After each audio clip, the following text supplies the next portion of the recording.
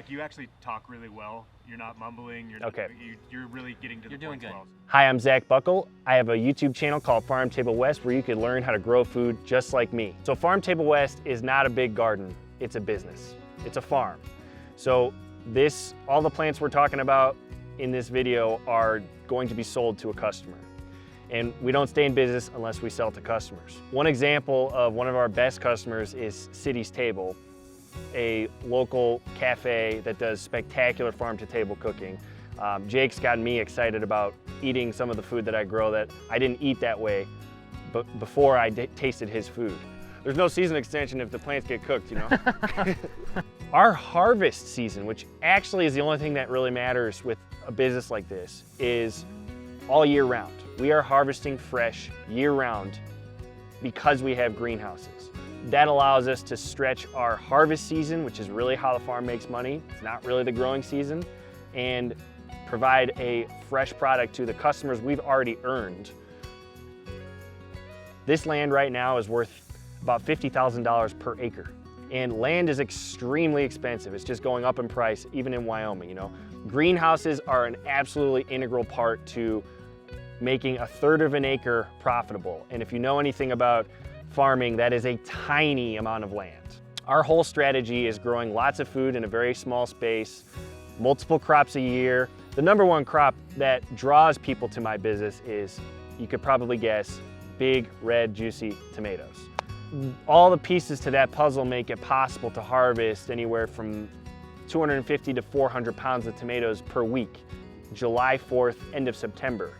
And the added benefit of growing tomatoes like this is when you do see a frost coming up, you can have your tomatoes in an unheated greenhouse like we do, and you can pick them all green. And that basically extends your tomato season another month. There is a massive value with tomatoes. We also freeze whatever tomatoes we don't sell at the market, so we sell them in the wintertime. So there's 12 months a year we're having some kind of tomato to sell to customers.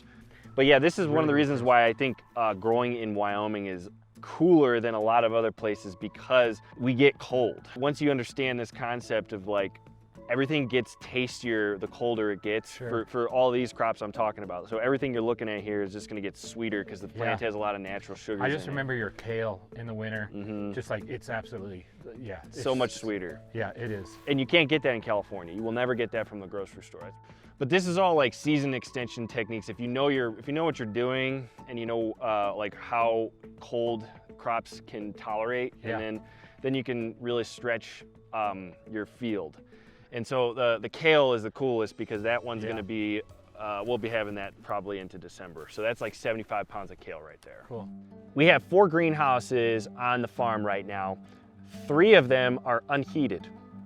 We don't add any heat to those greenhouses. One of them is climate battery heated, which means we have pipes going 6 feet underground. We pump hot air into those pipes during the daytime. That warms the ground up so it releases the heat at night. That system only really works in the shoulder seasons though, like right now and in the early spring. So when it is -20, there are times where we emergency heat with propane.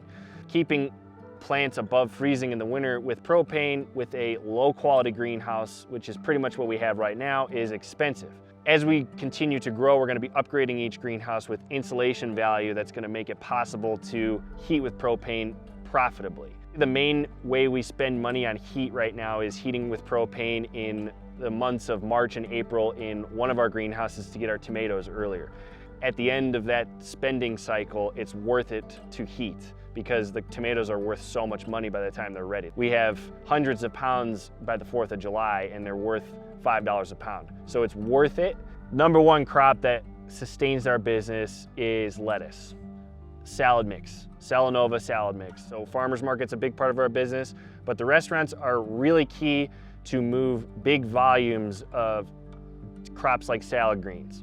It's hard to go to a market and sell 50 pounds of lettuce mix, but a restaurant can buy 20 pounds at once.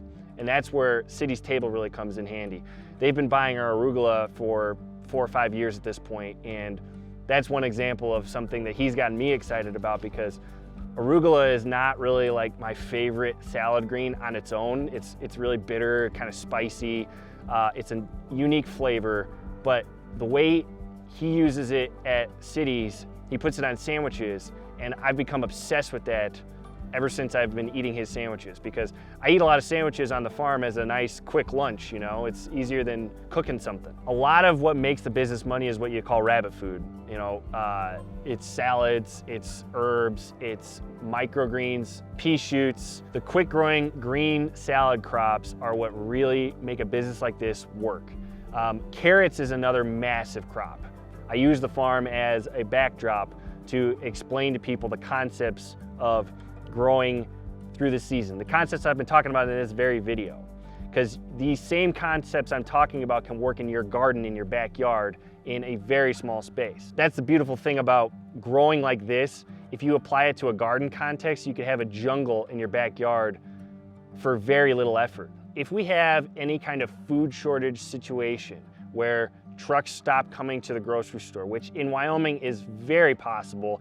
There were many times where the trucks couldn't come because of a blizzard in a mountain range that they have to drive through. In a food shortage situation, our demand is going to go up like 10 times overnight, right? Because there won't be any food at the store. We're going to sell out instantly, because I'm already pretty much selling out with the current demand that we have. Teaching people how to grow in their backyard is a huge passion of mine, because I want to solve that problem. If you can grow $1,500 worth of vegetables in 250 square feet, which I teach on my YouTube channel and in my gardening course, it is 100% possible with the same techniques that I use on this farm.